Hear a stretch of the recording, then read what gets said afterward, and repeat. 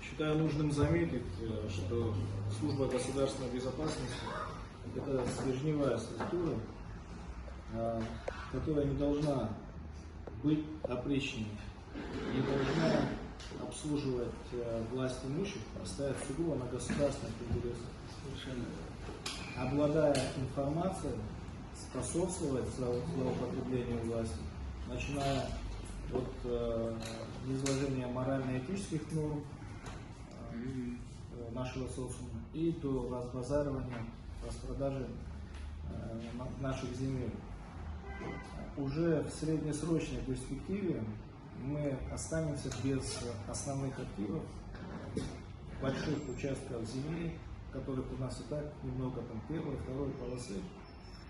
И при этом будем ли мы суверенным государством или будем частью какого-то другого образования, практически по сути уже не будет иметь значения, поскольку даже в перспективе у нас не будет возможности выстроить свою экономику, оставляя себе нишу конформистов, психологии содержания.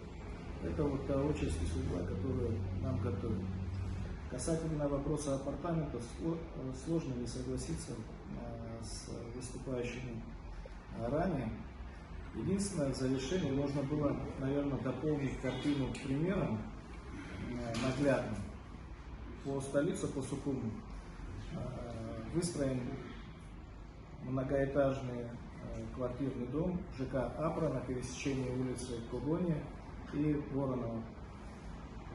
Так вот, несмотря на то, что уже стоит дом уже несколько лет, до сих пор нет возможности подключиться к энергосистеме города, поскольку просто этих мощностей нет. Нет возможности подключиться к канализационной системе по той причине, что она настолько убитая, что можно констатировать, что ее нет. Я уже не говорю о придворовой территории, там, где есть возможность владельцам размещать свой автопарк. Так вот, на том же самом месте, на этом же перекрестке, уже разработан проект на 2 высотки 20 этажей по такому же принципу, там, где нет возможности ни энергетических, ни каких-либо еще возможностей подключения. Давайте предвосхитим события. Таких проектов по городу там порядка десятка уже, которые уже проработаны, разработаны и ждут прохождения вопросов в парламент.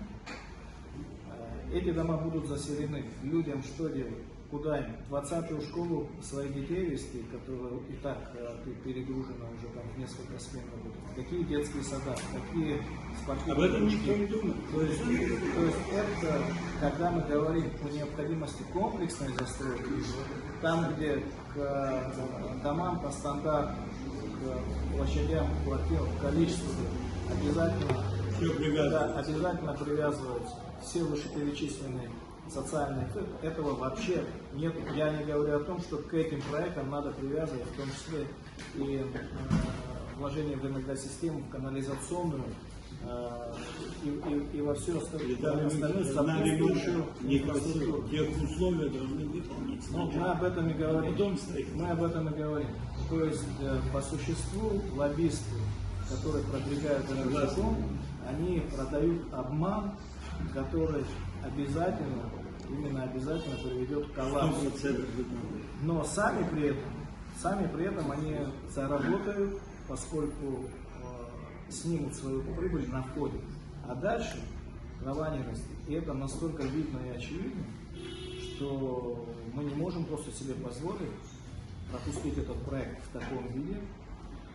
И это не вопрос нашей оппозиционной деятельности.